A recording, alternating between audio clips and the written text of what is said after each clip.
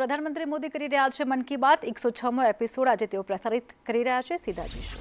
महीने की शुरुआत में गांधी जयंती के अवसर पर दिल्ली में खादी की रिकॉर्ड बिक्री हुई। यहाँ कॉनॉट प्लेस में एक ही खादी स्टोर में एक ही दिन में 1.5 करोड़ रुपए से ज्यादा का सामान लोगों ने खरीदा। इस महीने चल रहे खादी महोत्सव ने एक बार फिर बिक्री के अपने सारे पुराने रिकॉर्ड तोड़ दिए हैं। आपको एक और बात जानकर भी बहुत अच्छा लगेगा। 10 साल पहले देश में जहां खादी प्रोडक्ट्स की बिक्री बड़ी मुश्किल से 30,000 करोड़ रुपए से भी कम थी, अब ये बढ़कर 1.25 लाख करोड़ रुपए के आसपास पहुंच रही है। खादी की बिक्री बढ़ने का मतलब है इसका फायदा शहर से लेकर गांव तक में अलग अलग वर्गों तक पहुंचता है। इस बिक्री का लाभ हमारे बुनकर, हस्तशिल्प के कारीगर, हमारे किसान, आयुर्वेदिक पौधे लगाने वाले, कुटीर उद्योग सबको लाभ मिल रहा है। और यही तो वोकल फॉर लोकल अभियान की ताकत है और धीरे धीरे आप सब देशवासियों का समर्थन भी बढ़ता जा रहा है। साथियों, आज मैं अपना एक और आग्रह आपके सामने दोहराना चाहता हूं और बहुत ही आग्रह पूर्वक दोहराना चाहता हूं। जब भी आप पर्यटन पर जाएं, तीर्थाटन पर जाएं, तो वहां के स्थानीय कलाकारों के द्वारा बनाए गए उत्पादों को जरूर खरीदें। आप अपनी उस यात्रा के कुल बजट में स्थानीय उत्पादों की खरीदी को एक महत्वपूर्ण प्राथमिकता के रूप में जरूर रखें। 10% हो, 20% हो, जितना आपका बजट बैठता हो, लोकल पर जरूर खर्च करिएगा और वहीं पर खर्च कीजिएगा। साथियों, हर बार की तरह इस बार भी हमारे त्योहारों में हमारी प्राथमिकता हो वोकल फॉर लोकल और हम मिलकर उस सपने को पूरा करें। हमारा सपना है आत्मनिर्भर भारत। इस बार ऐसे प्रोडक्ट से ही घर को रोशन करें जिससे मेरे किसी देशवासी के पसीने की महक हो, मेरे देश के किसी युवा का टैलेंट हो, उसके बनने में मेरे देशवासियों को रोजगार मिला हो, रोजमर्रा की जिंदगी की कोई भी आवश्यकता हो, हम लोकल ही लेंगे। लेकिन आपको एक और बात पर गौर करना होगा। वोकल फॉर लोकल की ये भावना सिर्फ त्योहारों की खरीदारी तक के लिए सीमित नहीं है। और कहीं तो मैंने देखा है दिवाली का दिया लेते हैं और फिर सोशल मीडिया में डालते हैं वोकल फॉर लोकल। नहीं जी, वो तो शुरुआत है। हमें बहुत आगे बढ़ना है। जीवन की हर आवश्यकता हमारे देश में सब कुछ उपलब्ध है। ये विजन केवल छोटे दुकानदारों और रेहड़ी पटरी से सामान लेने तक सीमित नहीं है। आज भारत दुनिया का बड़ा मैन्युफैक्चरिंग हब बन रहा है। कई बड़े ब्रांड यहीं पर अपने प्रोडक्ट को तैयार कर रहे हैं। अगर हम उन प्रोडक्ट को अपनाते हैं तो मेक इन इंडिया को बढ़ावा मिलता है और ये भी लोकल के लिए वोकल ही होना होता है। और हाँ, ऐसे प्रोडक्ट को खरीदते समय हमारे देश की शान यूपीआई डिजिटल पेमेंट सिस्टम से पेमेंट करने के आग्रही बने, जीवन में आदत डालें और उस प्रोडक्ट के साथ या उस कारीगर के साथ सेल्फी नमो ऐप पर मेरे साथ शेयर करें और वो भी मेड इन इंडिया स्मार्टफोन से। मैं उनमें से कुछ पोस्ट को सोशल मीडिया पर शेयर करूंगा ताकि दूसरे लोगों को भी वोकल फॉर लोकल की प्रेरणा मिले।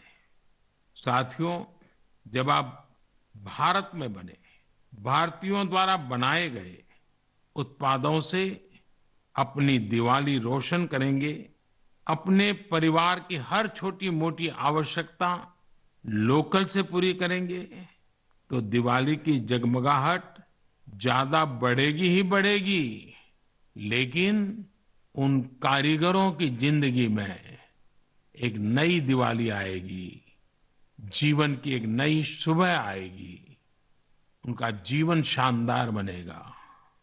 भारत को आत्मनिर्भर बनाइए, मेक इन इंडिया ही चुनते जाइए, जिससे आपके साथ साथ और भी करोड़ों देशवासियों की दिवाली शानदार बने, जानदार बने, रोशन बने, दिलचस्प बने। मेरे प्यारे देशवासियों, 31 अक्टूबर का दिन हम सभी के लिए बहुत विशेष होता है। इस दिन हमारे लौह पुरुष सरदार वल्लभ भाई पटेल की जन्म जयंती मनाते हैं। हम भारतवासी उन्हें कई वजहों से याद करते हैं और श्रद्धा पूर्वक नमन करते हैं। सबसे बड़ी वजह है देश की 580 से ज्यादा रियासतों को जोड़ने में उनकी अतुलनीय भूमिका। हम जानते हैं, हर साल 31 अक्टूबर को गुजरात में स्टैच्यू ऑफ यूनिटी पर एकता दिवस से जुड़ा मुख्य समारोह होता है। इस बार इसके अलावा दिल्ली में कर्तव्य पथ पर एक बहुत ही विशेष कार्यक्रम आयोजित हो रहा है। आपको याद होगा, मैंने पिछले दिनों देश के हर गांव से, हर घर से मिट्टी संग्रह करने का आग्रह किया था। हर घर से मिट्टी संग्रह करने के बाद उसे कलश में रखा गया और फिर अमृत कलश यात्राएं निकाली गई। देश के कोने कोने से एकत्रित की गई ये माटी, ये हजारों अमृत कलश यात्राएं अब दिल्ली पहुंच रही है। यहां दिल्ली में उस मिट्टी को एक विशाल भारत कलश में डाला जाएगा और इसी पवित्र मिट्टी से दिल्ली में अमृत वाटिका का निर्माण होगा। यह देश की राजधानी के हृदय में अमृत महोत्सव की भव्य विरासत के रूप में मौजूद रहेगी। 31 अक्टूबर को ही देश भर में पिछले 2.5 साल से चल रहे आजादी के अमृत महोत्सव का समापन होगा।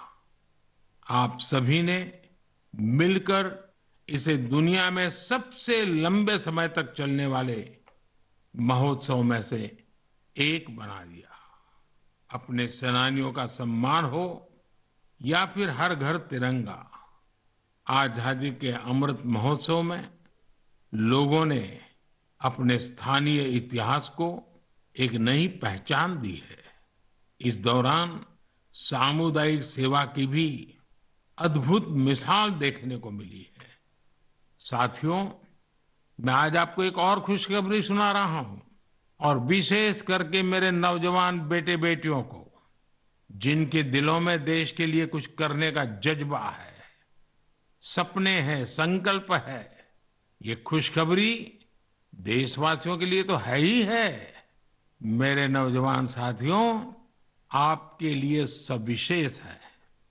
2 दिन बाद ही 31 अक्टूबर को एक बहुत बड़े राष्ट्रव्यापी संगठन की नींव रखी जा रही है, और वो भी सरदार साहब की जन्म जयंती के दिन। इस संगठन का नाम है मेरा युवा भारत, यानी माय भारत। माय भारत संगठन भारत के युवाओं को राष्ट्र निर्माण के विभिन्न आयोजनों में अपनी सक्रिय भूमिका निभाने का अवसर देगा। ये विकसित भारत के निर्माण में भारत की युवा शक्ति को एकजुट करने का एक अनोखा प्रयास है। मेरा युवा भारत की वेबसाइट माय भारत भी शुरू होने वाली है। मैं युवाओं से आग्रह करूंगा, बार बार आग्रह करूंगा कि आप सभी मेरे देश के नौजवान, आप सभी मेरे देश के बेटे बेटी mybharat.gov.in पर रजिस्टर करें और विभिन्न कार्यक्रम के लिए साइन अप करें। 31 अक्टूबर को पूर्व प्रधानमंत्री श्रीमती इंदिरा गांधी जी की पुण्यतिथि भी है। मैं उन्हें भी भावभीनी श्रद्धांजलि अर्पित करता हूं। मेरे परिवारजनों, हमारा साहित्य, लिटरेचर एक भारत श्रेष्ठ भारत की भावना को प्रगाढ़ करने के सबसे बेहतरीन माध्यमों से एक है। मैं आपके साथ तमिलनाडु की गौरवशाली विरासत से जुड़े दो बहुत ही प्रेरक प्रयासों को साझा करना चाहता हूं। मुझे तमिल की प्रसिद्ध लेखिका बहन शिवशंकरी जी के बारे में जानने का अवसर मिला है। उन्होंने एक प्रोजेक्ट किया है, नीट इंडिया थ्रू लिटरेचर। इसका मतलब है साहित्य से देश को एक धागे में पिरोना और जोड़ना। वे इस प्रोजेक्ट पर बीते 16 सालों से काम कर रही है। इस प्रोजेक्ट के जरिए उन्होंने 18 भारतीय भाषाओं में लिखे साहित्य का अनुवाद किया है। उन्होंने कई बार कन्याकुमारी से कश्मीर तक और इम्फाल से जैसलमेर तक देश भर में यात्राएं की, ताकि अलग अलग राज्यों के लेखकों और कवियों के इंटरव्यू कर सके। शिवशंकरी जी ने अलग अलग जगहों पर अपनी यात्रा की, ट्रैवल कमेंट्री के साथ उन्हें पब्लिश किया है। ये तमिल और अंग्रेजी दोनों भाषाओं में है। देश इस समय आदिवासी समाज को प्रेरणा देने वाली रानी दुर्गावती जी की 500वीं जयंती मना रही है। मैं आशा करता हूं कि देश के अधिक से अधिक युवा अपने क्षेत्र की आदिवासी विभूतियों के बारे में जानेंगे और उनसे प्रेरणा लेंगे। देश अपने आदिवासी समाज का कृतज्ञ है, जिन्होंने राष्ट्र के स्वाभिमान और उत्थान को हमेशा सर्वोपरि रखा है। मेरे प्यारे देशवासियों, त्योहारों के इस मौसम में इस समय देश में स्पोर्ट्स का भी परचम लहरा रहा है। पिछले दिनों एशियन गेम्स के बाद पैरा एशियन गेम्स में भी भारतीय खिलाड़ियों ने जबरदस्त कामयाबी हासिल की है। इन खेलों में भारत ने 111 मेडल जीतकर एक नया इतिहास रच दिया है। मैं पैरा एशियन गेम्स में हिस्से लेने वाले सभी एथलीट्स को बहुत बहुत बधाई देता हूं। साथियों, मैं आपका ध्यान special Olympics world summer games की ओर भी ले जाना चाहता हूं। इसका आयोजन बर्लिन में हुआ था। ये प्रतियोगिता हमारे इंटेलेक्चुअल डिसेबिलिटीज वाले एथलीटों की अद्भुत क्षमता को सामने लाती है। इस प्रतियोगिता में भारतीय दल ने 75 गोल्ड मेडल सहित 200 पदक जीते। रोलर स्केटिंग हो, बीच वॉलीबॉल हो, फुटबॉल हो या लॉन टेनिस, भारतीय खिलाड़ियों ने मेडल्स की झड़ी लगा दी। इन पदक विजेताओं की लाइफ जर्नी काफी इंस्पायरिंग रही है। हरियाणा के रणवीर सैनी ने गोल्फ में गोल्ड मेडल जीता है। बचपन से ही ऑटिज्म से जूझ रहे रणवीर के लिए कोई भी चुनौती गोल्फ को लेकर उनके जुनून को कम नहीं कर पाई। उनकी मां तो यहां तक कहती हैं कि रणवीर की वजह से परिवार में आज सब गोल्फर बन गए हैं। पुडुचेरी के 16 साल के टी विशाल ने 4 मेडल जीते। गोवा की सिया सरोदे ने पावर लिफ्टिंग में 2 गोल्ड मेडल सहित 4 पदक अपने नाम किए। 9 साल की उम्र में अपनी मां को खोने के बाद भी उन्होंने खुद को निराश नहीं होने दिया।